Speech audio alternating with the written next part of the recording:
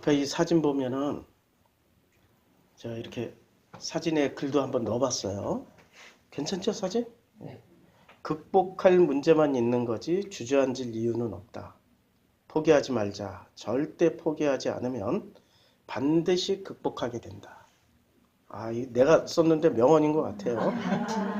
근데 이런 명언이 나오기까지 저는 한 송이 국화꽃으로 만들어졌더라고요. 봄부터 소쩍새는 그렇게 울어야 했고, 한여름의 땡빛과 장마비를 맞으면서 가을의 태풍과 그 모든 지나온 시간과 세월과 그 우여곡절을 다 담아내서 피어났던 꽃이 국화꽃입니다. 그걸 또 어느 시인은 한 알의 대추 아래 담겨 있다라고 얘기를 하고요. 우리는 거저되는 거 하나도 없어요. 우여곡절을 겪어서 오늘 이 자리에 있는 거예요. 그래서 이 자리에 있는 모든 성도님들 함께하고 있는 우리 인터넷 성도님들이 위대하신 겁니다. 위대하게 만들어주신 하나님이 더 위대합니다. 그것이 그분의 섬기심이셔요. 하나님의 섬기심이라고 그러면 전부 다 이기적인 생각으로 로또 맞게 해주는 거야? 집 사게 해주시는 거야? 우와, 우리 아들이 서울대 가는 거야? 그거는 저 무당한테 가서 빌으세요. 무당. 전문적으로 빌어주는 무당 있어. 명성상회, 순복음상회. 그런 데 가면 잘 빌어줘. 거기에는 반드시 이 절에서 내는 있잖아요, 돈. 응? 그걸 뭐라 그래? 그걸 반드시 내면 돼. 그러면 더 잘 빌어줘. 자기 혼자 비는 게 아니라 부목사들 다 불러서 다 빌어줘. 우리는 그런 데서 목적을 성취하고 자기가 무언가를 목표한 것을 이루어낸 데서 행복과 기쁨을 찾으려고 하는데 그렇지 않아요. 목표한 것을 성취하고 이루어낸 데서 행복과 기쁨이 있는 게 아니라 하나님의 섬기심을 받는 삶을 살아갈 때 행복과 기쁨이 있는 거예요. 그걸 잘 찾아 먹으시길 바랍니다. 어차피 한 번 사는 인생인데 그걸 못 찾아 먹고 가는 사람이 있고 잘 찾아 먹고 가는 사람이 있어요. 못 찾아 먹고 가는 사람들은 대개 다 자기가 옳아. 자기의 옳음을 반드시 한번 증명하고 가고 싶어요. 그래서 그 사람들의 주장은 이거야. 호랑이는 죽어서 가죽을 남기고 인간은 죽어서 이름을 남긴다.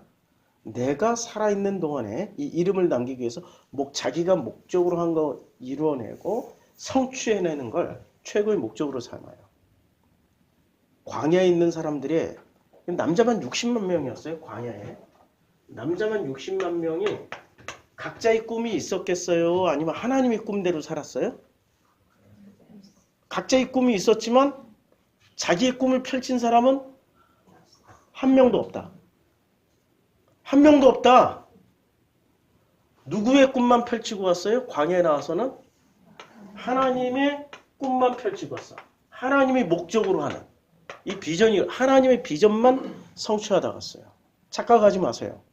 내 꿈 이루고 내 비전 이루고 내 목적을 이루는 게 이 땅을 살아가는 목적이 되어서는 안 돼요.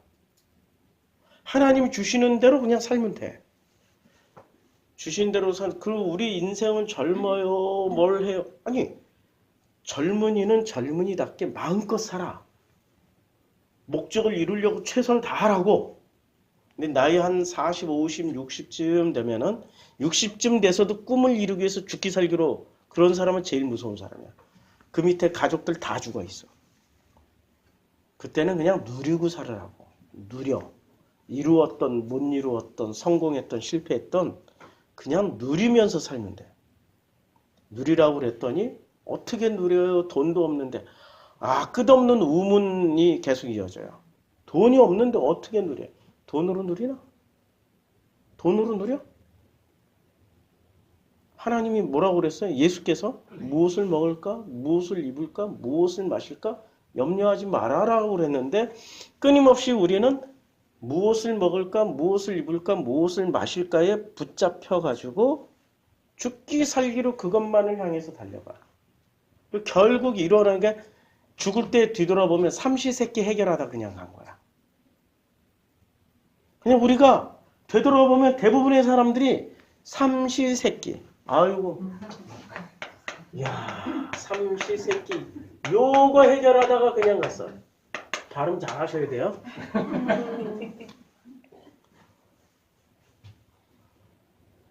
요거 해결을 뒤돌아봤더니 이것만 해결하다 그냥 갔어. 그런데 이것만 해결하기 위해서 노력했던 아버지들은 아름다운 인생을 사는 거예요. 나를 위한 삼시세끼예요? 내 자녀, 내 식구들을 위한 삼시세끼야? 그게 아름다운 거야. 그러니까 단어 하나에 꽂히면은 이 수많은 것들이 상실이 돼요. 이래서 수많은 철학자들이, 수많은 들레지 같은 철학자들은 일상 용어 자체도 다 바꿔서 써버렸어. 오염됐다고. 나도 그러고 싶어. 일상 용어 자체도 다 바꾸어서 싹 다 그냥 재조립해주고 싶어. 성경의 용어들은 신앙 용어로 풀어내기에는, 교리라는 용어로 풀어내기에는 너무나도 많은 오염이 되어 있어요. 예수가 담아냈던 그 메시지 자체를 담을 수 있는 그릇이 못 돼. 누가요? 성경에 있는 예수의 메시지를 교리나 아니면은 신학이라는 용어로 풀어내려고 보니까 안 된다 이거지. 자, 오늘은 민수기 마지막입니다. 드디어 대단원의 마지막이에요. 민수기를 왜 시작했는지 혹시 아세요? 민수기 창세기 2장 시작하다가 민수기를 해야 창세기 2장 1절부터 3절까지를 이해할 수 있겠다라고 해서 민수기를 시작한 거예요. 자, 창세기 2장 1절은 천지와 만물이 다 이루어지니라 라고 했습니다. 창세기 2장 1절을 2장 1절 보면 천지와 만물이, 하샤마임, 에레츠, 그 다음에 콜, 짜바가 카라 다 이루어졌다. 이루어지는데 요게 미완료로 그랬죠. 동사, 품위동사 미완료 이렇게 돼 있어요. 미완료예요. 그러니까 하늘과 땅 사이에 있는 모든 짜바가 계속 진행 중인 거야. 끝난 게 아니야. 그리고 2절에 가서도 하나님이 지으시던 일을 일곱째 날에 이를 때에 마치셨다고 그랬죠. 마치시니도 미완료야. 미완료. 여기 문법으로 보면 접속사 와우, PL 미완료예요. 그러니까 전쟁도 다 이루셨다도 미완료, 2절에 일곱째 날에 이를 때 마치시니도 미완료야. 미완료라는 것은 마무리를 딱 짓고 끝났어요? 아니면은 계속 진행 중이야. 우리 교회 성도님들은 수준이 높아요. 미완료가 뭔지를 아니까. 미완료는 우리나라 문법에는 절대 없어요. 미완료라는 문법은. 우리나라 문법은 시제는 그냥 시간상의 시제야. 했다, 안 했다, 할 것이다, 한다. 이거밖에 없어. 그런데 서구의 문법 중에는 상태라는 게 있어요. 상태. 우리는 시간상 완료, 미완료, 과거, 현재, 미래. 시간상 시제만 있는데 유럽 언어나 히브리어 언어는 상태의 시제도 있어요. 그래서 영어에는 being이라는 게 존재해. being은 하고 있는 중이야. 그치요? 그런데 우리는 하고 있는 중이라는 게 없어. 하고 있는 중은 상태잖아. 없어. 했다, 안 했다, 한다. 이거밖에 없어. 그렇게 시간상으로만 얘기하는데 우리는 상태라는 개념 자체가 우리 머릿속에는 없어요. 그런데 더 놀라운 거는 영어에는 상태, 시간상 다 있지만 히브리어에는 극단적으로 상태만 있어요. 상태 시제만. 요 중에 대표적인 게 뭐예요? 미완료라는 거예요. 그래서 히브리어 시제는 완료와 미완료가 있어. 구원받았다라고. 굉장히 중요한 게 구원받았다. 이렇게 하면 우리말에서는 구원받은 거야. 이미 끝났어요. 그런데 히브리어 시제로 보면 완료로 구원받았다를 완료로 해석하면 구원받은 거야. 과거에도 구원받았고 현재에도 구원받았고 앞으로 미래에도 의심할 여지 없이 구원받았어. 끝! 끝이에요. 근데 이건 미완료로 쓰면은 과거에도 구원받은 상태, 현재에도 구원받은 상태, 미래에도 구원받은 상태야. 받았다와 상태 둘 중에 어느 게 더 좋을까요? 시제로 우리는 완료를 짓고 싶어. 이미 구원받았어. 그게 구원파야, 구원파. 구원파는 구원받았기 때문에 그 다음에는 어떻게 해도 돼요? 구원받았는데 뭐 우리는 이미 천국 가기로 약속이 돼 있는데 그 다음에는 내가 뭐 나쁜 짓을 하든 도둑질을 하든 거짓말을 하든 사기를 치든 구원받았잖아. 끝났다니까? 그리고 뭐를 해요? 이상한 짓거리들을 해요. 이게 구원파들이야. 상태가 좋아요, 안 좋아요? 상태가 매우 삐리삐리삐리해. 안 좋아. 완료 시제로서는 구원받았지만 상태로서는 안 좋다니까? 그럼 뭔가 이상한 거죠. 히브리어는 이걸 상태로 설명을 해줘요. 미완료라는 거, 완료라는 게 이게 상태예요. 자, 그러면 구원받았다라는 것을 미완료로 쓰면은 구원받은 상태야. 구원받은 상태면은 어떻게 살아요? 구원받은 상태로 살겠죠. 그치요? 그러면 구원파처럼 살겠어요? 아니면 하나님과 동행하며 하나님의 섬기심을 받으면서 하나님과 함께 살고 있는 상태를 말하는 거예요. 그러니까 구원파에서 구원이란 개념은 하나님과 상관 있는 상태야? 아니면 지극히 개인적인 이기적인 상태야? 히브리어 문법 가지고 딱 설명하니까 나와버리네? 이기적인 상태야. 하나님이 없는 구원이야. 그러니까 한마디로 말해서 엉터리 교리야. 그런데 사람들은 왜 그 엉터리 교리에 집착을 하고 하냐면 뭔가 완료 시제를 확 부여잡고 싶은 확고부동한 이 확신을 좀 가지고 싶은 거예요. 그 확신이라는 것을 믿음이라고 그러고 그 믿음 때문에 대부분 다 망해. 믿음이라는 거는 하나님이 주신 믿음만이 믿음이지 내가 움켜잡고 내가 성취하려고 하는 믿음은 대개 선악지식일 가능성이 높아요. 구원파예요. 이제 상태와 시제의 상태를 알겠죠? 그러면 창세기 2장 1절 2절 천지와 만물이 다 이루어진 것이 완료예요? 상태예요? 상태야. 천지와 상태로 보면은 창세기 2장 1절과 2장 2절은 둘 다 상태 시제로 어떤 상태예요? 진행되고 있는 상태야. 계속. 미완료니까. 진행되고 있는 상태야. 그러면 여기서 창세기 2장 1절에서는 천지와 만물, 하늘과 땅 사이에 하늘, 땅 사이에 있는 모든 짜바가 계속 어떤 상태예요? 진행 중인 상태야. 진행 중인 상태. 그런데 이 짜바가 진행 중인 상태라는 건 짜바가 끝났다라는 얘기에 계속 이어진다는 상태야. 계속 이어져. 계속 이어져. 이게 불만 있는 사람은 찾아가. 저기 무당 찾아가. 거기는 시제로 끝내줘. 끝났어. 이제부터 복만 시작되는 거야.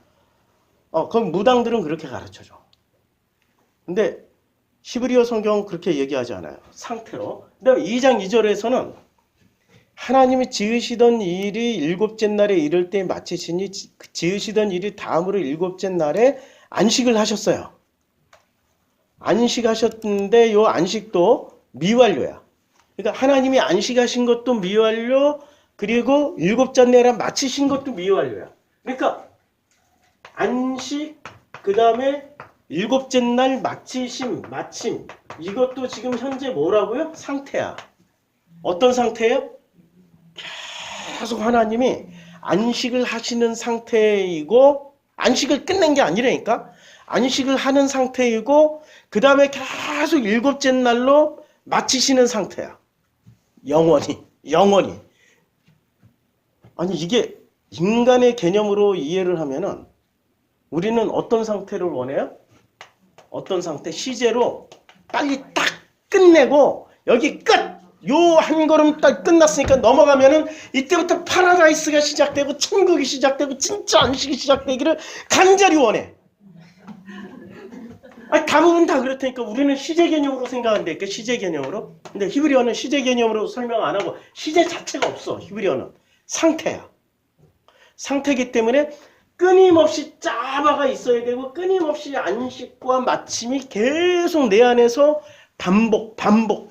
반복되는 상태야. 이해가 돼요? 이거 이해하라고 민수기 지금 한 거예요. 민수기를 쭉 공부해 보니까 내가 지금 어떤 상태예요? 짜바하고 있는 상태잖아. 짜바. 내가 지금 짜바하고 있는 상태잖아. 저는 지난주에 예를 들었잖아요. 축농증과 짜바하고 있다고. 올해 1월달 시작할 때는 하영이랑 한라산에서 말고기 먹으면서 기분 좋게 시작했어.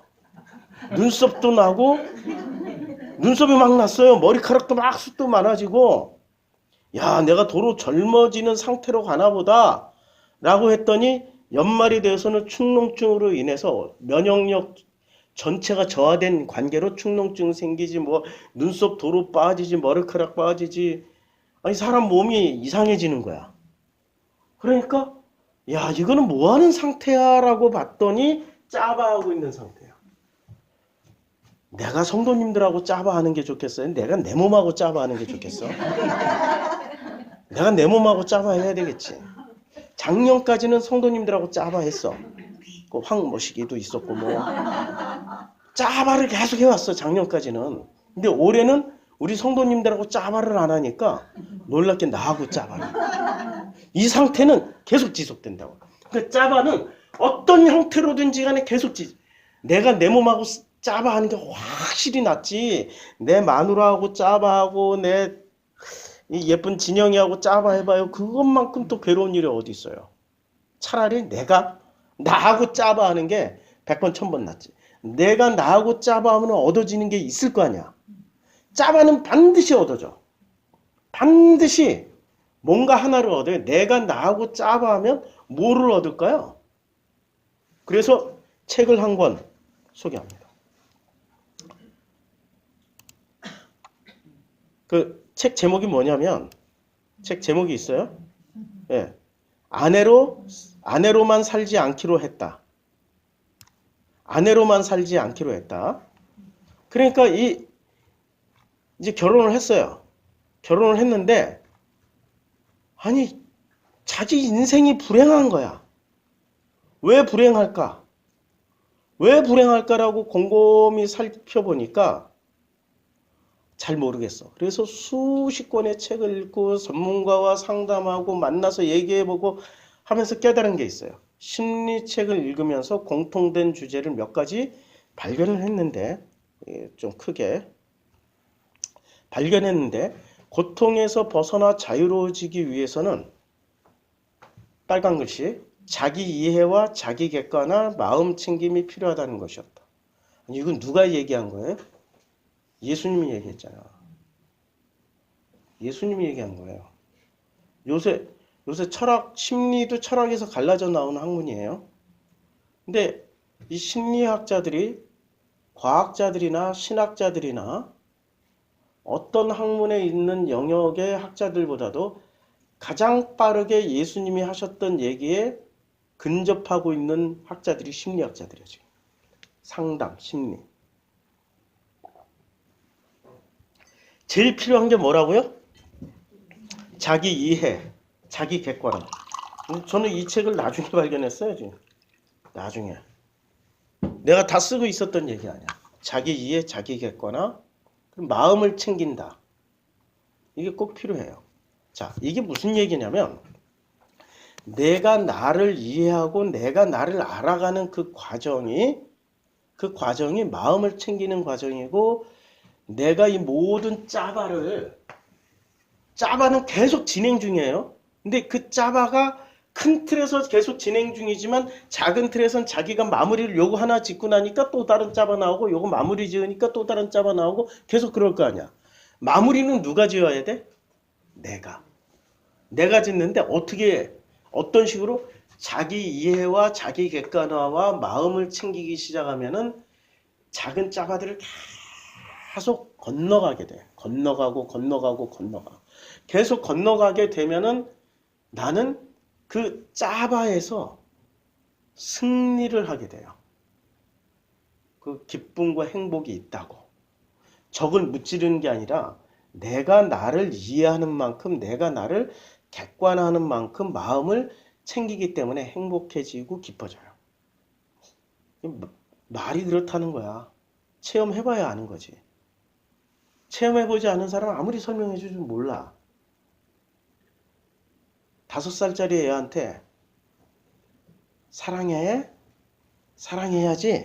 이러면 5살짜리 애는 사랑이라는 개념을 어떻게 이해하고 사랑할까요? 이렇게 할까요? 선물 하나 밤새 선물 예쁘게 만들어가지고 자기 짝꿍한테 사랑해 하고 이렇게 주겠지? 그 정도 수준이겠죠? 나이 한 50쯤 되면 사랑해라는 개념을 이렇게 표현할까요? 아니면은 다른 방식으로 표현할까요? 다른 방식. 서울로 보낸 딸이 농사 짓던 아버지를 찾아갔어. 남자한테도 실패해. 직장에서도 실패해. 다 실패하고 내려갔어. 근데 이 아버지는 그런 딸인 줄 알고 그냥 아무 소리 안 하고 밥만 매. 엄마 자꾸 자기 와이프 불러서. 이게 그 딸이 엄마지. 밥 차려줘. 밥 먹여. 밥이나 실컷 먹여. 밥 잘 먹고 그 집에서 실컷 퍼지게 자고. 아이고 이제 어느 정도 이 딸이 엄마 아버지 밑에서 어느 정도 힘이 나기 시작한 거야. 밥도 잘 먹고 그냥 자기 고향에 내려갔으니까 자기가 어렸을 때 놀던 데도 막 뛰어다녀 보고 어느 정도 힘이 났어. 그리고 다시 서울로 올라가서 살아야지. 열심히 살아야지. 그 과정 전부가 뭐 하는 과정이었어요? 사랑하고 사랑받는 과정이잖아. 근데 5살짜리 애기는 꼭 사랑이라고 표현을 해야 돼. 우리 엄마가 가르쳐줬는데 사랑이라고 말하라고 그랬어. 이렇게. 그건 5살짜리 애고. 나이 50, 60, 70쯤 되면 사랑해라고 말을 안 해도 돼. 밥 먹었어? 라는 말이 사랑이라는 말이고 어디 안 아파? 이 말이 사랑이라는 말이고 괜찮아? 이 말이 사랑이라는 말이고 사랑이라는 말을 꼭 사랑이라고 표현을 해줘야 되는 게 관념에 빠져 있는 상태. 그 사람의 상태는 뭐에 빠져 있어요? 관념에 빠져 있는 상태는 꼭 사랑이라고 얘기를 해줘야 돼. 근데 이런 사람하고 한 사람 살고 있어 지금. 꼭 사랑이라는 단어를. 근데 지금은 이제 벗어났어요. 지금 그전에는 사랑이라는 말을 해줘야 돼. 아니 사랑을 꼭 말로 해야 돼? 사랑한다라고? 응? 내가 지금 당신에게 밥 먹여주고 아니 당신과 함께 밥을 먹고 당신과 함께 같은 집에서 자고 있고 같이 함께 하고 있는데 이 모든 상태는 사랑이 아니야? 꼭 사랑이라는 말을 해야 그 말이 그렇게 듣고 싶어? 관념으로 사는 거야. 관념인 상태야. 그러니까 우리가 창세기 2장 1절과 2장 2절을 보면은 이 짜바를 치르는데 제일 중요한 게 뭐예요? 여기 결론 나왔잖아요. 여기 자기 이해, 자기 객관화, 마음 챙김. 자기 이해. 그 다음에 여기 또 잘 안 보이죠? 거기서 자기 객관화, 그 다음에 마음 챙김. 이게 짜바의 과정에서 제일 필요한 거예요. 마음 챙김. 이건 제가 아주 오래전부터 계속해서 얘기하고 있었던 얘기라고. 자기 이해, 자기 객관화, 마음 챙김이 반드시 필요해요. 제가 밴드에다 글을 올려놨으니까 요게 그러면 이렇게 챙기기 위해서 어떻게 감정일기를 쓰고 감정일기를 쓰라고 그러는데 어떤 목사는 영성일기를 쓰라고 그래. 아씨, 유기농 목사 진짜.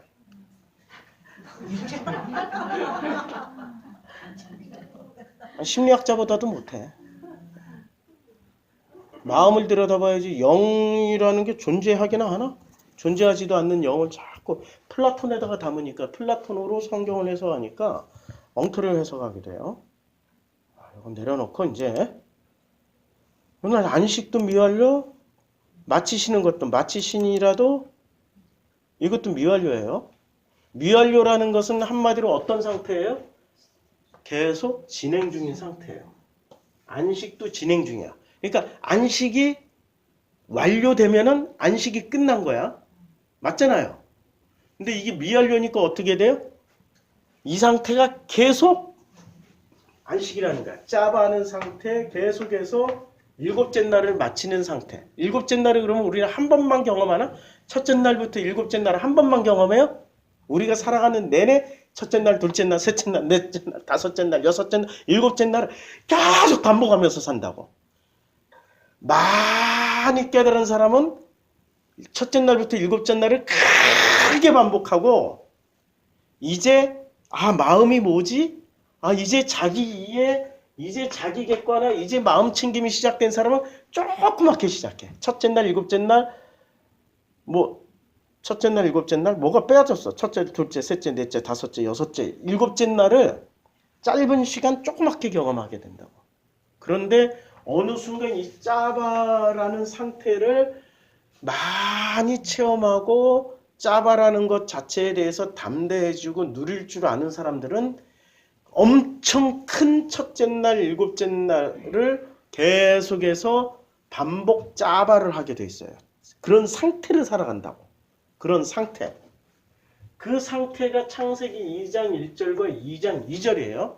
이걸 설명하는데 여러 가지 말 필요 없이 가장 필요한 게 뭐예요? 출애굽 상황이라고. 그게 출애굽.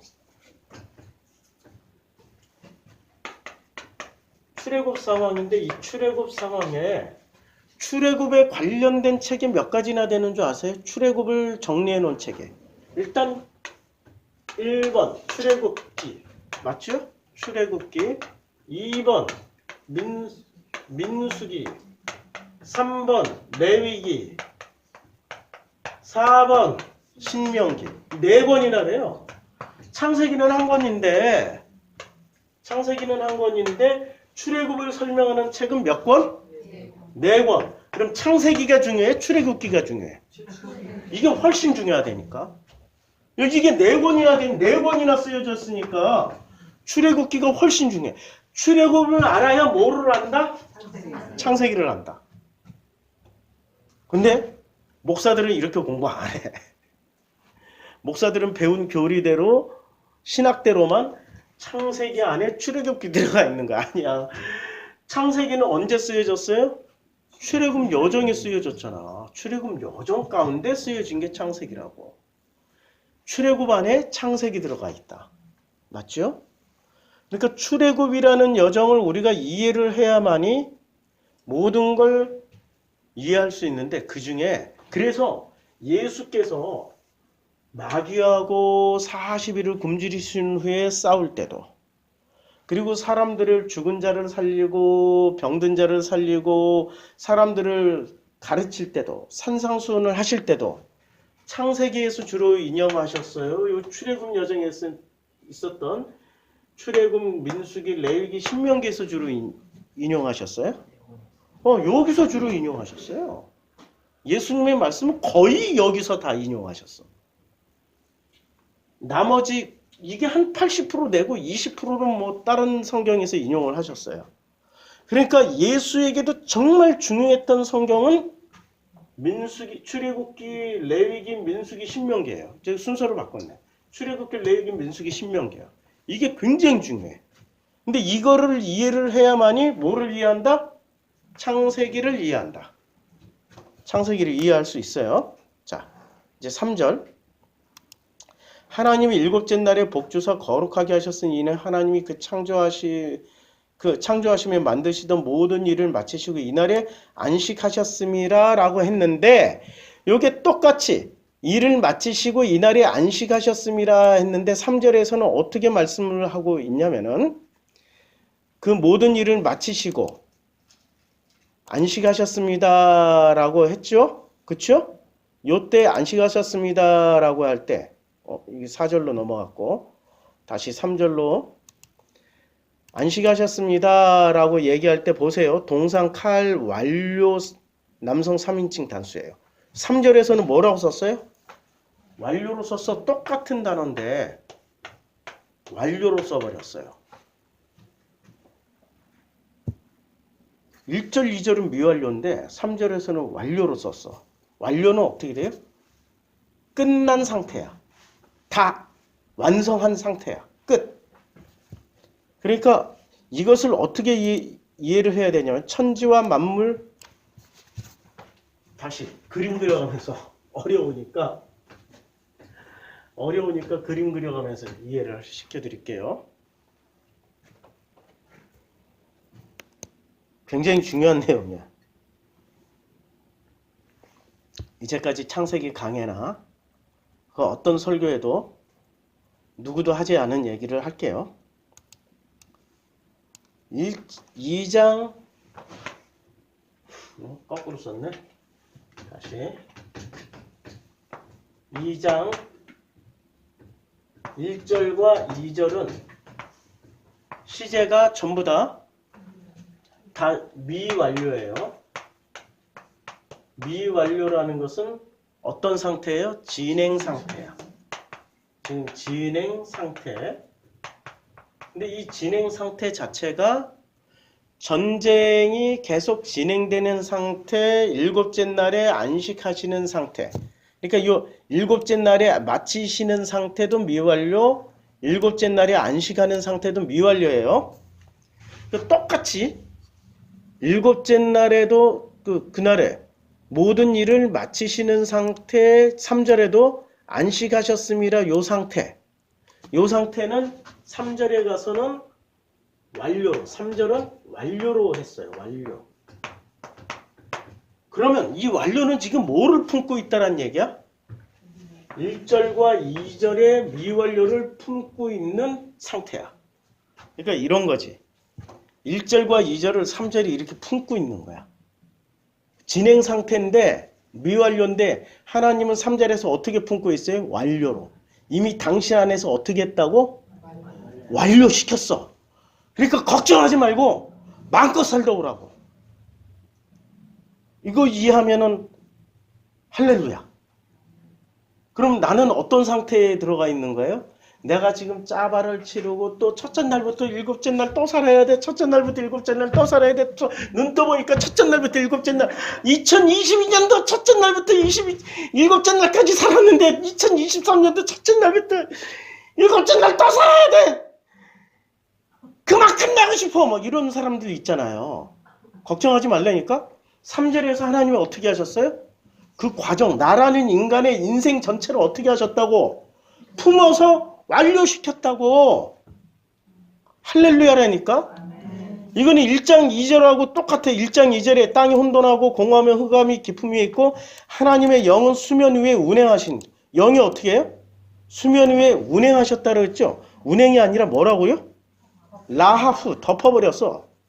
1장 2절을 1장 2절을 볼게요. 이동.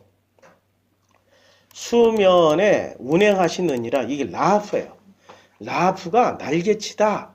뭐 날개를 치는 거야. 알을 품다. 이게 기본적인 뜻이에요. 운행이 아니야. 운행이. 라하프는 어떻게 된 거예요? 하나님이란 신이 나라는 인간의 삶을 어떻게 했어요? 덮어버리셨다니까. 암탉이 병아리를 품듯이 달걀을 품듯이 품어버리셨어. 그리고 2장에 가서 다시 한번 반복해 주는 거야. 2장에 가서 어떻게 반복해줘요? 그날에 안식하셨습니다. 완료로 뭐를 품어버렸어? 미완료들을 품어버렸어. 아니 이것만큼 기쁜 일이 어딨어. 이미 완료됐다니까. 나는 미완료로 계속 살아가지만 이미 나는 어떻게 됐어? 완료됐어. 구원? 걱정하지 마. 전부 다 이제까지 모든 종교는 구원 가지고 장사하잖아. 구원 가지고. 아니 이 종교의 미끼라는 게 종교 미끼. 정말 이 종교는 사악해. 이 수법을 보면 그래서 무당한테 잘못 걸리면 일평생 헤어나오지 못해요. 있잖아. 명신이가 건의가 됐고 건의는 무당 밑에서 아니 실제 대통령이 이 사람이 아니야. 천공이 대통령이야. 왜? 일국의 대통령이 됐는데도 못 벗어난다니까? 대통령 와이프가 됐어도 못 벗어나. 이른바 영부인이 됐는데도 못 벗어나. 왜? 종교는 기가 막힌 장치를 가지고 있어요. 종교는 사람을 조종하는 기가 막힌 장치. 종교를 꼭 그 메이저 종교, 뭐 불교, 기독교, 이슬람 이런 거는 아주 큰 틀에서 세팅이 되어 있기 때문에 자기가 어떻게 조종당하는지 모르게 조종당하고 있는데 이 종교의 가장 기초는 무당이라고. 무당. 무당이 사람을 어떻게 통제하고 이용하고 써먹고 있어요? 겁박하잖아. 너 올해 물놀이 가지 마. 당신 아들 물놀이 가면 큰일 나. 그러면 이 엄마가 무당한테 그 소리 들었어. 그러면 아들이 바다 놀러 간다, 뭐 수영하러 간다, 그러면 어떻게 해야 돼? 근데 물놀이가 꼭 바다 가고 수영하는 것만 물놀이야? 술 마셔도 물놀이, 물 마셔도 물놀이, 밥 먹다가 물 마셔도 물놀이. 그렇잖아. 안 그래요? 그럼 매사에 이 말을 한번 들으면 이때부터 이 엄마는 자유로워지지 못한다고. 무엇을 볼모로 잡혔어요? 사랑이라는 것을 볼모로 잡힌 거예요. 사랑. 부모 자식 간의 사랑을 볼모로 잡아서 이 무당, 이 쌍놈의 새끼는 욕 좀 해도 되죠? 이 무당이 쌍놈, 아니 꼭 남자가 아니다 야. 사랑이라는 가장 고귀한 것을 볼모로 잡아서 겁박하는 거예요. 용산으로 옮겼잖아? 그럼 아무 일 없어야 되잖아. 그 무당 말 듣고 용산으로 옮겼잖아. 아무 일 없어야 되는데 160명 죽었어. 그럼 그 무당 자체를 버리면 되잖아. 못 버려. 왜 못 버리냐면 밤마다 꿈속에서 160명이 나타나. 무당 쫓아다니니까 밤마다 꿈속에서 나타날 거 아니야. 꿈속에서 나타나지 눈 뜨고 있어도 막 애들이 머리 그 처참한 몰골로 계속 올 거 아니야. 무당 쫓아다니는 그 여자의 눈에는 마음속에 계속 그게 남을 거 아니야. 표정 보라고. 그 어디 편안한 표정인 거. 그러니까 더 못 버려.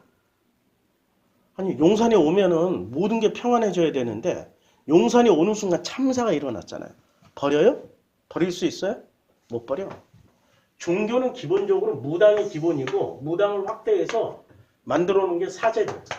종교의 사제들이 구루가 되고 신부가 되고 목사가 되고 승려가 되고 되게 많잖아요. 이 사제들은 뭐를 품고 있어요? 기본적으로 무당의 기능을 품고 있다고. 이 무당의 기능을 하지 않는 사제들은 부응이 안 돼. 부응을 못 한다니까. 그래서 우리 순복음 상해가 저렇게 대형화되는 데는 뭐를 품고 뭐를 극대화시켰어요? 무당이라는 기능을 극대화시켜서 대형화가 돼. 전 세계 제일 큰 교회 아니야? 50만 명. 50만 명 50만 명. 50만 명이 대통령 선거 때 표를 몰아주면 어떻게 될까요? 요번에 신천지가 20만 표 몰아줘서 당선됐잖아. 50만 표가 움직인다라고 생각하면은 모든 정치인들이 가서 어떻게 해야 돼? 표국을 해야 되는 거지. 그러니까 무당의 기능을 품고 있으면 반드시 어디와 결탁하게 돼 있다? 정치. 그래, 지가 정치하잖아. 천공이. 더 놀라워. 요번에 전면에 나서셨어, 이분이. 천공컵 세계 무술대회를 열으셨어요. 천공컵. 놀라워. 그리고 이분은 또 얼마나 대단하신 분이냐면, 내가 보여드린 예수가, 참. 이분 하신 말씀은 예수의 고난은 미련에서 당한 거래. 훌륭해. 어떤 목사도 하지 못하는 얘기를 이분은 막 과감하게 했어. 예수의 고난은 미련에서 당한 거래. 이 밑에 있는 또 이 딸랑구. 이분은 또 뭐라고 말씀하셨나? 하나님 까불면 나한테 주고, 아이고, 참네. 이런 막말을 해도 교회는 지금 누구를 따라가요? 이 두 분을 따라간다고. 왜? 이미 가스라이팅 당했어. 무당을 품은 사제들에게 가스라이팅 당해가지고 정신을 못 차려. 정신을 못 차리는 상태를 뭐라고 그래요? 자기 이해를 하지 못하고 자기 객관화가 안 돼 있고 마음을 다스리지 못하는 상태가 돼버린 거예요. 종교는 기본적으로 자기 이해, 자기 객관화를 못하게 만드는 종교. 이게 종교의 기본적인 기본이에요. 목사님 그래도 종교를 다녀서 종교의 기본은 안심인명인데 안심인명. 한문 쓸 줄 몰라요. 다 쓸 줄 알았는데 기억 안 나요 지금. 마음을 안심시키고 이름을 세우는 거야. 안심인명. 맞나 이게? 나도 이제 잘 기억 안 나. 찾아봐요. 아이고 이제 나이 먹으니까 서서히 자꾸 머릿속에서 잊혀져. 안심인명. 그래서 구글이 제일 좋아. 선종의 벽관과 천태종의 직관법에 해당하는 안심의 경지가 몸과 마음이 원만하고 완전하게 성취되는 것으로 확립되는 것을 가리키는 불교 용명, 안신인명이네. 안심인명. 여기 있네, 안심인명. 한국 민족문화. 안심인명 맞아요. 그러니까 이건 말해서 마음을 평안하게 하고 마음은 뜻을 이룬다 뭐 이런 뜻이겠죠? 뜻을 이룬다. 이게 종교의 기본 개념이에요. 안심인명이. 자, 마음을 평안하게 하고 뜻을 이루는 게 종교의 기본 취지인데 마음을 평안하기 위해서 종교는 뭐라고 가르쳐줘요? 도를 닦으라고 그러잖아. 도를 닦고 수양하고 기도하고 성령 받고 이러라고 그러잖아. 그런데 도를 닦고 수양하고 성령 받고 하는 게 우선이에요. 이 사제들을 보면은 돈이 우선이에요. 사제들을 보면은 결론 다 나와. 이 사람들이 제일 많이 도를 닦고 수양하고 공부하고 했을 거 아니야. 그럼 이 사람들이 제일 먼저 뭐를 해야 돼? 본보기가 되어야 되는데 이 사람들이 본보기를 500억 챙기시잖아. 500억. 돈이 먼저라니까 그것도 교인들에게 안 나눠줘. 누구한테 줘? 자기 자식한테 딱 나눠줘. 믿을 놈 세상에 하나도 없다고 그러잖아. 그분 하시는 말씀이 그러잖아. 믿을 놈 하나도 없었잖아. 자기 아들한테 줬다고 그랬잖아. 사제가 그 모양이야. 그러면 이 종교가 말하는 안심인명은 이루지 못하게 된 거죠. 자, 이 상태가 어떤 상태냐? 지금 이제까지 내가 설명한 상태가 어디에서 벌어진 일일까요? 자, 애굽, 이집트하고 광야, 가나안 중에 어디서 일어나고 있는 일이에요? 이집트에서 일어나고 있는 일이니까 이게. 이집트에서. 그 다음에 또 어디서 일어나요? 이 안심인명 이런 상태가 가나안 땅에서 일어난다니까. 이집트에서는 누구 때문에 이런 일이 일어나요? 가장 강력한 사제 바로. 바로는 왕이자 뭐가 돼요? 신이야. 그런데 가나안 땅에 들어갔더니 가나안 땅에서는 요 안심인명, 종교라는 이름으로 안심인명을 만들어내고 있었던 요 시스템, 이집트 시스템하고 좀 다르게 어떤 시스템으로 이걸 만들어내고 있어요? 가나안 열부족. 열부족. 이게 민수기의 핵심이에요. 그러면 이 이집트 시스템이 더 강력해요? 아니면은 가나안 열부족 시스템이 더 강력하게 사람을 통제하고 가스라이팅하고 만들고 이게 내 거야. 내 게 아닌데 원래. 이게 내 거야 라고 생각하고 끝까지 죽을 때까지 가져가려고 그래요? 이집트 시스템이에요? 가나안 시스템이에요? 가나안 시스템이라니까. 아까 이거 다시 봐야 돼. 그래서 자기 자신을 쭉 살펴봤더니 감정일기를 통해서 자기 자신을 살펴봤더니 감정을 통해서 객관적으로 나를 돌아보자. 지난 시간 나의 수많은 당위성. 이렇게 살아야 돼. 저렇게 살아야 되는 당위성이 스스로를 고통스럽게 만들었다는 사실을 깨달았어요. 나는 착한 사람이 되어야 돼. 학생이라면 공부를 열심히 해야 돼. 누나니까 동생을 잘 보여야 돼. 보호해야 돼. 이것은 나뿐만이 아니라 내 옆에 있는 사람들에게도 끝까지 그렇게 하라고 가르쳐줘. 그런 사람이 우리 삶내에 살고 있다니까.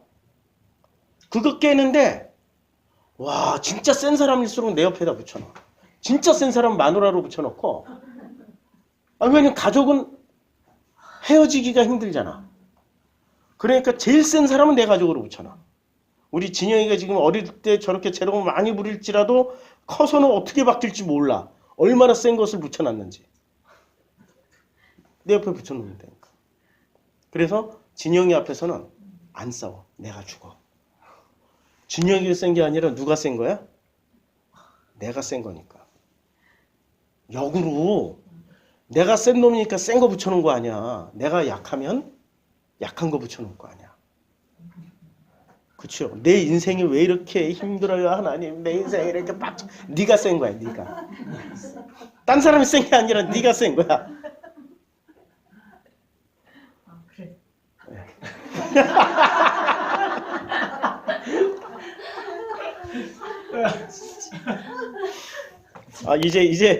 이제 형광등이 됐어. 이제 깨달아졌어. 감사하지. 이제라도 그게 나였구나. 그게 나였구나 깨달으면 얼마나 감사해. 아직도 못 깨닫는 사람들이 삶내에 있다니까. 근데 이것은 타인에게도 반드시 요구돼요. 그러니까 이렇게 얘기하는 거야. 당신은 남편이니까 당연히 나와 같은 마음을 느껴야 되고 그 누구보다도 나의 상실감을 가장 공감하고 헤아려 줘야 돼라는 당위성을 가지고 있는 거야. 그러면 행복해질까요? 하나님이니까 나를 다 이해하고 나를 다 품고 당연히 나를 사랑해 줘야지. 그게 하나님이잖아. 근데 그런 하나님은 어디에 살아요? 광야에 있어요? 이집트에 있어요? 가나안에 있어요? 이집트에 있어. 그런 하나님. 그런 하나님 이집트에 있어. 광야로 넘어오는 순간 그런 하나님이 심판하고 징벌하시고 혼내고 죽여버리시고 연병을 내리시고 고기 달라고 그랬더니 고기를 실컷 먹여주고 죽여버려. 고기가 이 사이에서 빠져나오기도 전에 상당히 많이 죽이셔. 자기가 기대했던 하나님은 이집트에 있고 자기가 기대치 않았던 신을 만나는 데가 이 광야예요. 그러니까 광야에서 누구만 살아남아요? 자기 객관화, 자기 이해가 충분히. 그래서 마음을 자꾸 자기가 추스리고 용어 아주 잘 정리해 줬어요. 마음 챙김. 마음을 챙기는 사람들은 광야에서 살아남을 수가 있어. 그런데 놀랍게 해도 이집트의 습관대로 왜 하나님은 우리 뜻대로 안 해주실까 하는 사람들은 뭐를 만들어요? 광야 나오자마자 송아지에다가 금 씌워가지고 자기의 신을 만들어. 왜? 이집트에서 함께 누리고 함께 살았던 신은 자기 말을 너무 잘 들어주는 신이었으니까. 이해하시죠?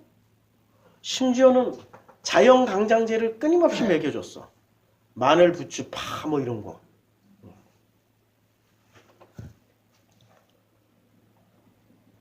그러나 남편이 그 당위에 못 미치자 외로움과 서운함을 느끼고 스스로 만든 고통 속에 나를 밀어 넣어버린 거예요. 그리고 그 고통 또한 누구한테 비롯됐다? 너 때문에. 남편이 그렇게 행동하고 내게 상처 주는 말을 했기 때문에 남편이 나를 외면해서 전부다. 제가 어제 기차를 타고 올라오면서 미나리 영화, 미나리. 아, 이거는 진짜 다른 사람은 모르겠는데 어제 처음 영화 첫 장면부터 이 마음이 헤아려지면서 울기 시작, 끝날 때까지 울다가, 아, 제가 꼽는 영화 중에 영화예요. 그래서 꼭 저처럼 이렇게 보실 필요는 없지만 어제 그걸 통해 가지고 나라는 인간을 다시 한번 이해하고 우리 돌아가신 부모님들, 어머니, 아버지 다시 한번 이해를 하게 되고, 아버지 내가 되게 싫어했다고 그랬잖아요. 그 아버지를 또 다시 한번 보게 되니까 아, 그 하나님의 은혜를 다시 깨닫게 됐어요. 첫 장면에서 아버지를 보게 됐어. 육신의 아버지. 그러면서 그 육신의 아버지를 이렇게 허락하신 하나님 아버지를 보게 되면서 아, 그 기차 안에서 왜 그렇게 눈물이 쏟아진지 남들이 보기에 막 이게 가나냐 이제 남들이 보기에 아이 뭐 사람들이 다 쳐다보는 것 같고 이런 거. 이제 가나안하고 싸운 거예요.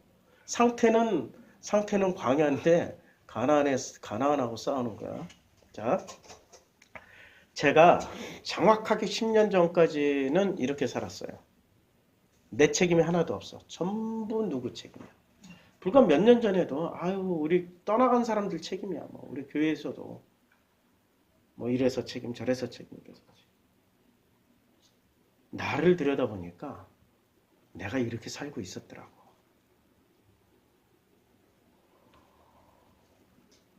내 책임이지 너 책임 없어.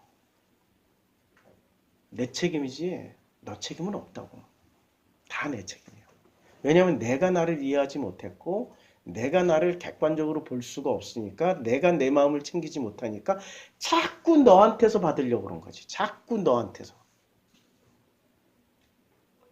하지만 객관적인 자기 이해를 통해 나의 정서적 외로움과 불안 등 고통의 원인이 모두 내게 있었음을 알게 된다. 모든 고통과 불안의 원인은 누구한테 있어요? 너한테 있는 게 아니라 나한테 있는 거라니까?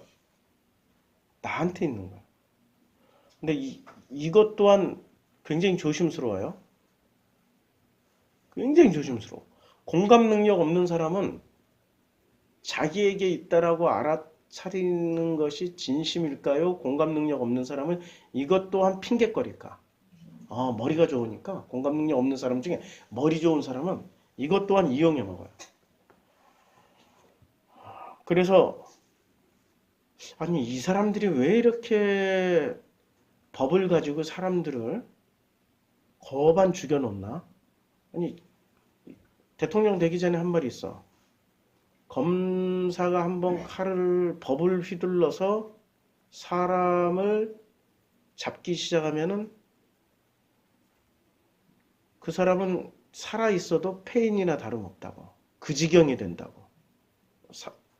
지금 그래서 조국 같은 분은 그 가족 다 망가져 있고 조국 자체도 지금 이분도 아니 우리가 보기에는 죄가 없는데 그 정도는 죄가 아니야? 더 큰 죄를 가지고 있는 놈들이 죄 없는 사람을 거반 죽여놨어. 뭐로? 법으로. 법으로. 왜 이런 일이 벌어질까 봤더니 객관적인 자기 이해가 없는 사람들이 정서적 외로움과 불안을 뭐로? 고통의 원인을 자기에게 있음을 알아야 되는데 고통의 원인이 자기에게 있는 줄 모르니까 공감 능력이 없으니까 너의 불행이 나의 행복이 되는 거야. 아주 심플해. 너의 불행이 나의 행복이 되는 거야. 너의 고통이 즐거운 거야. 그래서 이제까지 지구상에 존재했던 대표 사이코패스들은 다른 사람의 불행을 보면서 기쁨을 찾고 행복을 찾아요. 유영철이를 소재로 해서 만든 영화 추격자 그 첫 장면이 그거잖아. 하정우가 여자를 이렇게 목욕탕에 눕혀놓고 이렇게 연장 가져와서 이렇게 죽이는 장면이 시작이잖아요. 왜 죽일까요? 이 여자가 죽어가는 모습을 보면서 그 고통을 보면서 행복을 느끼는 거예요. 공감 능력이 없으니까 남의 불행이 자기 행복이 되는 거야. 남의 고통이 자기 기쁨이 되고 남의 아픔이 자기의 쾌락이 되는 거예요. 이게 공감 능력 없는 사람들. 근데 공감 능력이 왜 없을까요? 이 사람들은? 학자들은 그래. 무슨 뭐 여기에 전두엽에 뭐가 끊어져 있고 어쩌고 저쩌고 다 필요 없어. 공감 능력이 왜 없으면 오름. 자기 오름이 큰 거야. 당위성이. 아니 자기는 엄청난 죄를 저질렀어. 한 덩어리 같은 인간은 자기 자식 온갖 아빠 찬스, 엄마 찬스에 뭐 다 몰아주는데 표창장 찬스 하나 가지고 뭐라고 얘기하는지 당연히 벌 받아야지. 응? 당연히 벌 받아야지. 공감 능력이 없어요. 왜 없어요? 자기 오름, 자기 당위성이 더 크니까. 이런 사람들이 이미 삶에 기쁨과 행복이 없으니까 자꾸 뭐로 기쁨과 행복을 찾아요? 남의 불행하게 하는 걸로. 나는 이 사람 얘기예요. 책이에요. 자기 이해 과정을 통해 깨달음을 얻었고 기적 같은 변화를 이루어냈으며 관계를 회복했을 뿐만이 아니라 단단한 내면을 가졌다. 그래서 깨달은 거 이거예요. 첫 번째, 그동안 스스로를 등한시한 채 타인에게만 관심을 쏟았다는 것이다. 자기 자신을 등한시해. 역할만 주구장창한 거야. 엄마라는 역할, 아내라는 역할, 이것만 주구장창 하다 보니까 자기는 살피지 못하고 타인만 살피는 거야. 상대의 행동만을 주시하며 그의 마음을 자의적으로 짐작하고 해석하는데 에너지로 쏟아버렸어요. 그러니 나의 행복과 감정이 상대의 말과 행동에 휘둘려 버리는 거죠. 기분 나빴나? 내가 뭔가 불편한 일을 한 거 아니야? 이렇게. 이런 사람은 우린 착한 사람이라고 그러죠. 착한 사람이 아니고 가나안 10부족 중에 아모리라고 얘기하는 거죠. 아모리. 지금 이집트에서의 상태와 가나안에서 상태는 상당히 달라요. 여기는 신이 있고 여긴 신이 없어. 물론 바알과 아세라는 신이 있지만은 여기는 사람 자체가 다 신이 되어 있는 동네예요. 가나안은. 10부족 하나하나 이 부족 이름이 신이야. 신. 해쪽 속은 계산의 신, 아모리는 체면의 신, 여부수는 종교의 신. 그러니까 창세기 4장에 나오는 창세기 4장의 족보가 나오잖아요. 창세기 4장의 족보를 자 이게 다 신이란 말이야. 창세기 4장에 그러니까 아단은 야발을 낳았으니 그는 장막에 거주하며 가축을 치는 자의 조상이 되었고 이게 신이야. 그의 아우의 이름은 유발이니 그는 수금과 퉁소를 잡는 모든 자의 조상이 되었고 형제간에 신이 돼 있어. 대단해. 신라는 두발가인을 낳았으니 그는 구리와 쇠로 여러 가지 기구를 만드는 자의 두발가인의 누이는 나아마였더라. 다 신이 되어 있어. 그 신이 돼. 여기가 가나안 땅이 어떤 사람들? 창세기 4장을 완성시킨 사람들이 이 가나안 땅에 존재하고 있는 거고 지금 이집트의 상황은 어떤 상황이냐면 이제 하나의 신 밑에 바로라는 신 밑에 지금 그 한마디로 말해서 가스라이팅 당하고 있는 상태의 사람들이에요. 가스라이팅 당하고 있는 사람.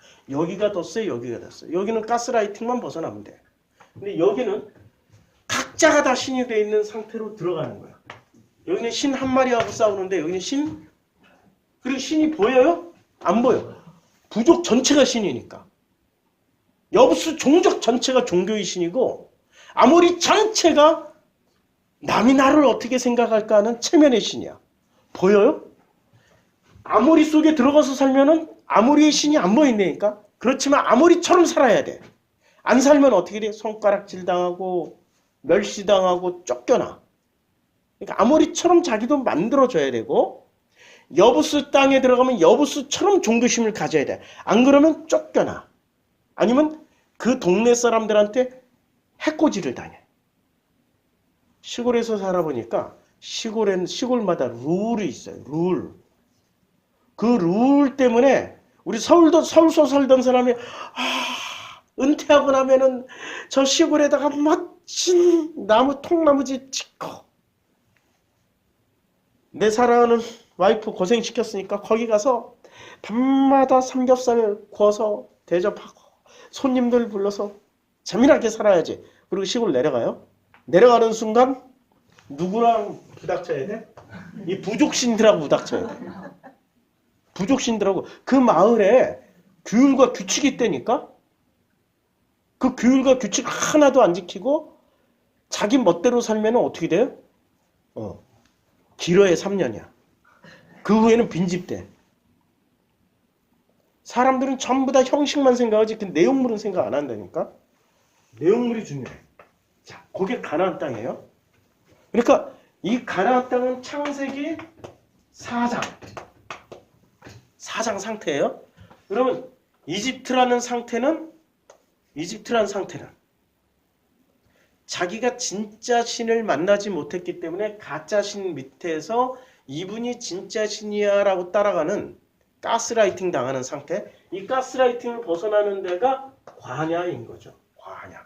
이 광야는 첫째 날부터 일곱째 날을 어떻게 돼요? 40년 동안 무한 반복하면서 어떻게 서서히 파도가 왔다 갔다 하면서 처음엔 바위가 부서져 돌이 되고 돌이 부서져 모래가 되고 모래가 부서져 갯벌이 될 때까지 계속 이게 몇 년의 시간이 걸릴까요? 굉장히 오랜 시간. 이 40년이라는 건 굉장히 오랜 시간 동안 첫째 날부터 일곱째 날을 계속 반복해. 요게 미완료야. 미완료. 이 전체가 지금 미완료, 요 전체가 완료예요, 미완료예요? 미완료인데 창세기 2장 3절에서는 어떻게 써버렸어요? 완료로. 그러니까 이 전체는 하나님의 창세기 1장 2절에 라프로, 완료로 어떻게 됐어요? 덮여버리는 거야. 품고 계셔. 이게 창세기 1장 3절의 내용이에요. 그러면 이제 이 미완료로 싸워야 되는데 싸우기 위해서 제일 필요한 게 뭐예요? 제일 필요한 거. 내부의 적을 소탕해야 돼. 그래서 이드로의 시스템을 제거하고 미리암을 제거해야 돼. 그리고 이드로의 시스템으로 만들어졌던 어떤 거예요? 그 천부장 시스템을 뭐로 바꿔요? 12부족 시스템으로. 그러니까 천부장 이드로의 시스템에서 하나님의 시스템으로. 12지파라는 건 하나님 시스템이란 말이야. 그리고 미리암은 어디서 이집트에서 만들어진 성경 공부를 가지고 광야에서 적용시키려고 그런 거야. 되나? 안 되지. 그러니까 미리암이 알고 있었던 성경 지식이나 해석을 하나님의 시스템으로. 그래서 미리암이 구스 여인 가지고 뭐라고 그럴 때 바로 하나님이 바로 등장해버렸잖아. 바로 등장해가지고 장막 문 앞에서 나오라고. 나갔는데 아론과 모세는 바로 납작 엎드려서 하나님 뜻에 순종해버렸는데 미리암은 어떻게 됐어? 네가 진짜 신이야? 증거대봐. 내가 성경을 좀 알고 있는데 구스 여인이라는 것은 구스는 니므롯을 낳았고 니므롯은 이 세상을 당신하고 대결했는데 왜 당신이 그 구스 여인을 모세가 품는 것을 반대를 안 하셔? 이렇게 당신이 반대 안 하는 거 보니까 여호와 아니네? 내가 알고 있는 여호와는 반드시 반대해야지. 누가 신을 만들어요? 미리암이. 이래서 미리암은 조상에게로 못 돌아가. 그 땅에 그냥 반역의 땅 가데스에 묻혀버려. 그리고 그 뼈도 다시 안 돌아가. 이해가 되죠? 요 두 개를 제거하고 만들어지는 게 12지파 시스템이에요. 12지파 시스템은 궁극적으로 무슨 시스템? 하나님 시스템. 여기까지가 민수기야. 그리고 요거 건너가서 싸우는 과정이 여호수아 사사기, 열왕기 상하, 열왕기 상하까지. 역대상하는 달라. 역대상하는 포로기 이후에 쓰여진 거기 때문에 달라.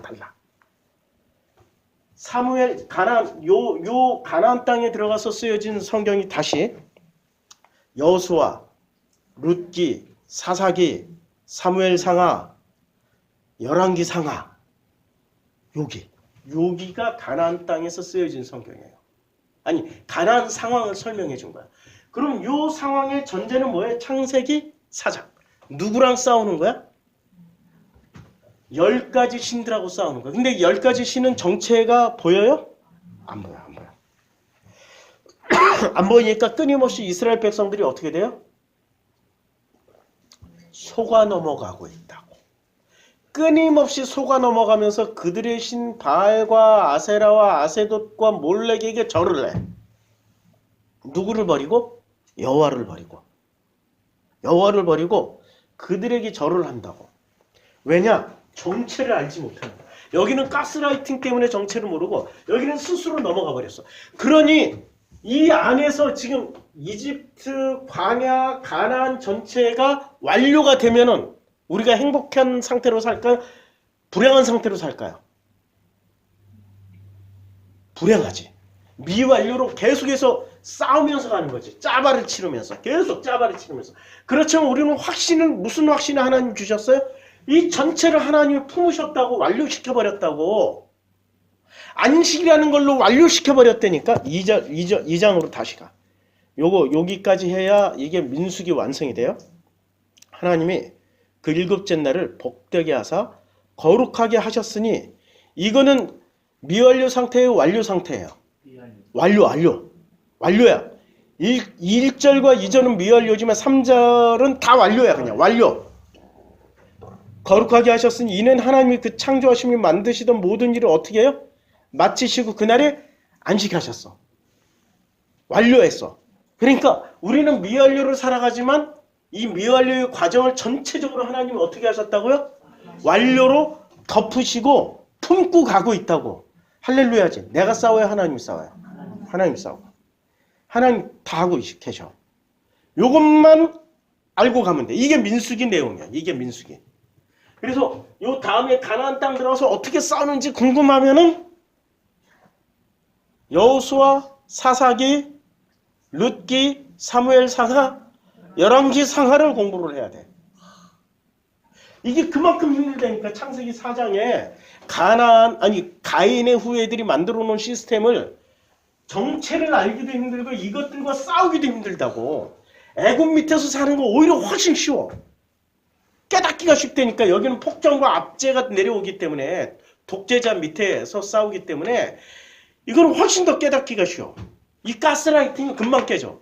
근데 문제는 이 가나안 땅에서 자 여기는 400년 살았죠. 근데 이 땅에서 몇 년 살았어요? 2000년 넘게 살았어. 그런데 2000년 넘게 살면서도 하나님과 동행했던 시절이 몇 년이나 되냐고. 거의 없다. 거의 없다. 일반 백성들은 거의 없다. 가끔 한 명씩 나타나. 다윗 한 명. 가끔 한 명씩 나타나. 다윗 한 명, 이사야 한 명, 예레미야 한 명. 가끔 하나씩 나타난다니까. 국가 전체가 하나님과 동행하며 하나님의 섬기심을 받으며 하나님께서 주시는 그 복을 마음껏 누릴 수 있는 상태가 되기까지는 거의 없다. 히스기야 때 잠깐 하다가 말았고 요시야 때 잠깐 하다 말았어. 그러니까 이 땅에 들어가서 끝까지 싸워내려면 광야 40년이라는 엄청난 스킬을 배우면 돼요. 그래서 이것을 이루어낸 사람들은 광야에서 배웠던 이 2세대가 가나안 땅 들어갔잖아요. 이들은 하나님과 동행하면서 살았어. 그걸 정리해 준 성경이 사사기 2장이에요. 자, 여호와의 사자가 길갈에서부터 복임으로 올라와 말하되 내가 너희를 애굽에서 올라오게 하여 내가 너희 조상들에게 맹세한 땅으로 들어가게 하였으며 또 내가 이르기를 내가 너희와 함께 한 언약을 영원히 어기지 아니하리라는 말은 영원히 지키겠다는 얘기예요.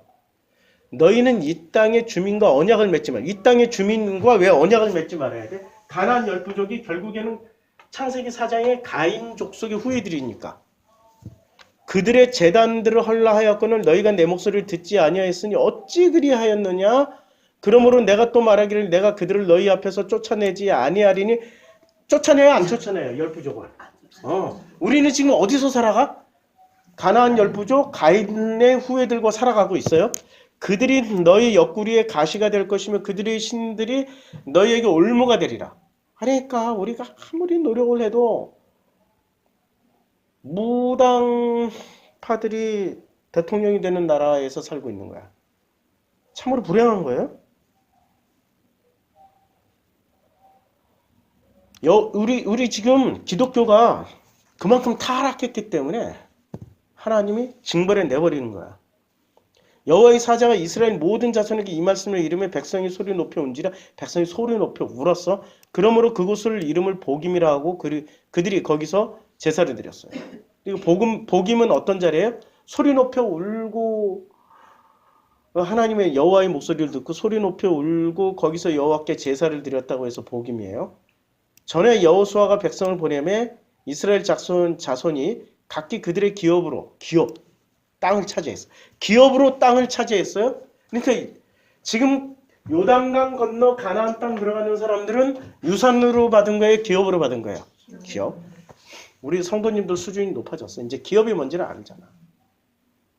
이 단어 하나만 알아도 성경 해석하는데 엄청 달라. 자, 백성이 여호수아가 사는 날 동안과 여호수아 뒤에 생존한 장로들, 곧 여호와께서 이스라엘을 위하여 행하신 모든 큰 일을 본 자들은 사는 날 동안 누구랑 동행했어요? 여호와랑 동행하면서 살았어요.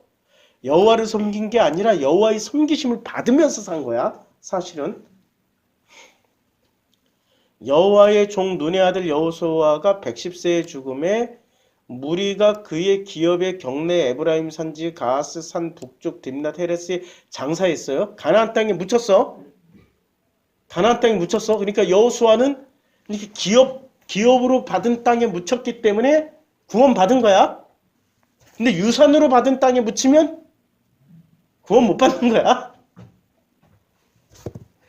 그 세대의 사람들도 다 누구에게 돌아가요? 조상에게 돌아갔어요. 그러니까 이 광야 40년 동안 만들어진 사람들은 가나안 땅 들어가서 10부족의 그 문법과 규칙과 룰을 다 깨고 살아버린 거야. 할렐루야? 그러니까 이 40년 동안 만들어지는 과정이 짜바의 과정이 미완료 상태로 계속 짜바로 만들어지는 이 과정이 복이다 저주다. 그게 복이에요. 그게 복이야.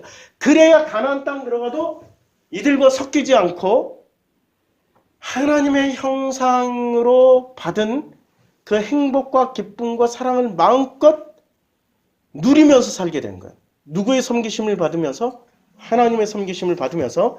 그런데 그 후에 일어난 다른 세대는, 다음 세대가 아니고 다른 세대는 여호와를 알지 못하며 여호와께서 이스라엘 위하여 행하신 일도 알지 못하였기 때문에 이스라엘 자손이 여호와의 목전에 악을 행하여 바알들을 섬겨. 이스라엘 자손이 여호와의 목전에 악을 행하며 누구를 섬겨요? 바알을 섬겼다라는 건 10부족의 문법과 규칙과 룰을 도로 다 받아들일 거야. 가인의 후손들의 법칙을 그대로 다 받아버린 거야. 이게 이제 그러니까 이 상태로 2000년을 살고 여기는 400년밖에 안 된다니까. 근데 여기는 2000년 넘게 그렇게 살았어. 여기가 어려워요? 여기가 어려워요? 이집트가 어려워요? 가나안 땅이 어려워요? 이 가나안 땅에 들어갈 때 예수는 어떻게 말을 했냐면, 야, 내가 양을 이리떼 가운데 보낸 것 같다 라고 표현하는 거야. 광야에서 가나안 땅 들어갈 때 이리떼 가운데 양을 보내면 양이 살아남아요. 거반 다 죽어요. 거반 다 죽는데, 그런데 누가 다 죽었어? 이리떼가 다 죽었어. 왜? 하나님이 누구를 섬겼기 때문에? 광야 40년 동안 훈련받은 사람들을 하나님이 섬겼기 때문에 이빨도 부실해, 눈도 안 좋아, 고집도 더럽게 세, 뭐 발도 느려, 방향 감각도 없어. 그런 양무리들이 들어가서 이리떼 같은 10마리의 대표, 10마리라는 게 아니에요. 10부족의 대표, 그냥 이런 것들과 싸워서 오히려 이겨먹는다니까. 할렐루야지. 그러니까 예수가 보이는 거죠. 예수의 말씀은 그냥 양을 보내는 게 아니야. 광야 40년 훈련시켜서 보내신다니까. 그러니까 가도 돼 하면은 이들은 가. 훈련받은 양들이라. 가서 어떻게 살아요? 하나님의 섬기심으로 살게 되어 있다고. 하나님의 섬기심으로.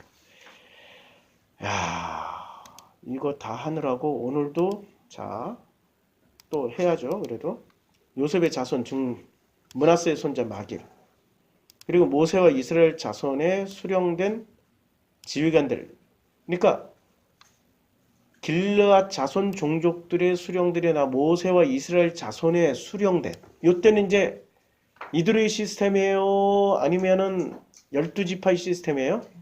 예, 모세와 이스라엘 자손의 수령된 지휘관들이니까 12지파예요.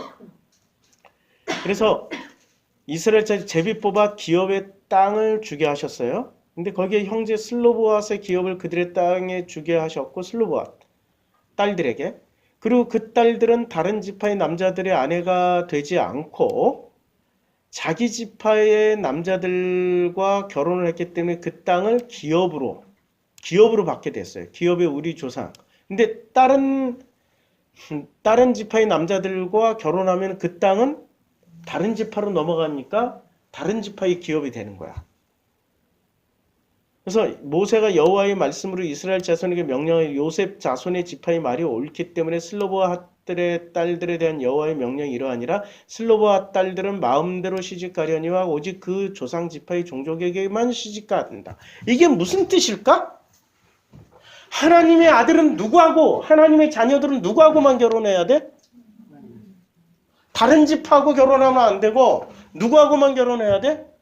예수하고만 결혼하라고. 예수하고만 결혼하라고. 이해돼요? 하나님의 아들 예수와 결혼을 해야 우리가 하나님의 아들이 그 자체가 상태가 유지가 되고 그래서 우리가 지금 이 땅을 살아갈 때 뭐를 받아? 유산을 받아요? 기업 받아요? 기업 받는다는 얘기야. 이해가 되게 쉽죠? 되게 쉽죠? 어려운 얘기 아니야 이거? 그래야 하면 이스라엘 자손의 기업이 이 지파에서 저 지파로 옮기지 않고 이스라엘 자손이 다 각기 조상 지파의 기업을 지킬 것이나. 조상 지파. 자, 여기는 가나안에 10지파의 조상 지파가 있었고 그쵸? 10지파의 조상신들이 있잖아. 근데 12지파의 조상 지파의 신앙을 가지고 들어갔어. 이걸로 어떻게 돼? 가나안 10지파를 그냥 눌러버리라고. 근데 눌러버렸어요? 섞여서 살아버렸어요. 그게 문제야. 이스라엘 자손 지파 중 그 기업을 이은 딸들은 모두 자기 조상의 지파의 종족이 되는 사람의 아내가 될 것이다. 자, 그러면 온전히 기업을 보죠. 이게 지금 예수와 결혼하라는 말을 다 설명해 주는 거야. 예수와 왜 결혼을 해야 되는지를. 민수기 참 훌륭해요. 왜 신랑 신부, 예수는 신랑 신부의 관계, 아버지와 아들과의 관계로 설명을 했을까? 관계로 설명했잖아. 결혼 상태를 유지하라는 거야. 신랑과 신부의 결혼 상태. 그러면 해결돼. 다 해결돼. 이 지파에서 저 지파를 옮기게 하지 아니하고 이스라엘 자손 지파가 각각 기업을 지키는 거예요. 그래서 이 마지막 민수기의 마지막 제일 중요한 결론 부분이 슬로보와 딸들 얘기로 다 끝나. 이게 진짜 뭐 이렇게 중요해? 중요하죠? 중요하죠? 그래서 11절까지 슬로보앗의 딸 말라와 디그라와 그리고 12절도 슬로보앗의 딸들 얘기고 그러니까 36장 마지막은 전부 누구의 얘기로 끝나요? 슬로보앗의 딸들 얘기야. 이 장면은 뭐를 얘기한다고? 누구랑 결혼하라고? 하나님의 아들과 결혼하라는 얘기야. 한마디로 말해. 예수와 결혼하라는. 예수와 결혼해서 이 땅을 물려받아야 끝까지 뭐가 돼? 기업이 된다. 그 관계 안에서만 기업이 되는 거지. 인간관계, 아내와 남편과의 관계, 부모의 자식 간의 관계 안에서만 기업이 되는 거지. 이 관계가 끊어지면 어떻게 돼요? 유산돼 버려. 유산이 된다고. 유산이 돼요. 그래서 성경은 창세기에서 보면 이거를 굉장히 중요시 여기기 때문에 창세기 6장 시작이 이렇게 돼요. 사람의 땅에서 번성하기 시작할 때 그들에게서 딸들이 나요. 하나님의 아들들이 누구랑 결혼해야 돼? 하나님의 아들들은? 네, 하나님 예수랑 결혼하면 돼요. 근데 사람의 딸들의 아름다움을 보고 자기들이 좋아하는 모든 여자를 아내로 삼는지라. 뭐를 옮긴 거야? 그러니까 12지파가 누구랑 결혼하는가? 아모리하고 결혼하고 지금 이쪽 문법으로 얘기하면 아모리랑 결혼하고 여부스랑 결혼하고 해적석과 결혼하고 가나안하고 결혼하고 뭐 이런 것들하고 결혼하는 거야. 여호와께서 이르시되 나의 영이 영원히 사람과 함께하지 아니하려니 이는 그들이 육신이 되면 그러나 그들의 날은 120년. 어떻게 되게? 모세처럼 다시 돌려버리겠다는 거야. 이게 미완료잖아. 이렇게 살다가 어떻게 가? 다시 돌아가서 또 광야 살고 또 가나안 들어가는 거야. 이게 미완료야. 계속 돌아가. 그런데 이 전체 과정을 하나님이 어떻게 했다고? 완료시켜버렸어. 덮어버렸다고. 그러니까 이 과정만 본 게 뭐예요? 불교 힌두교예요. 그러니까 윤회라고 지랄들 하고 있는 거죠. 윤회라고. 덮어버린 하나님의 역사는 못 보고. 그들이 보긴 봤는데 일부만 봤어. 성경을 알면은 이 사람들이 다 건너올 텐데 성경을 몰라 지금. 이제 결혼 문제가 왜 중요한지 알겠죠? 이게 민수기 마지막에서 이것을 강조를 해준 거야. 민수기 마지막 절에서. 그래서 그들이 요셉 아들의 므낫세의 자손의 종족 사람의 아내가 되었으므로 같은 종족과 결혼을 했어요. 그들의 종족 지파에 그들의 기업이 남아있더라. 이는 여리고 맞은편 요단강가 모압 평지에서 여호와께서 모세를 통하여 이스라엘 자손에게 명령하신 계명과 규례다. 계명과 규례의 핵심은 뭐라고요? 기업을 받아야 되는데 기업을 받기 위해서는 어떻게 해야 된다고? 같은 지파 출신들하고 결혼해야 돼. 다른 지파도 안 되고 가나안 10부족하고는 절대 안 돼. 그래야 끝까지 기업을 받을 자격이 된다고. 이해가 됐죠? 예, 기도하겠습니다. 하나님 민수기의 대장정을 끝내게 해주심을 감사드립니다. 민수기를 통하여서 우리가 광야 생활, 나란 인간의 짜바, 안식을 깨닫게 허락해 주시옵소서. 예수님의 이름으로 기도드렸습니다. 아멘.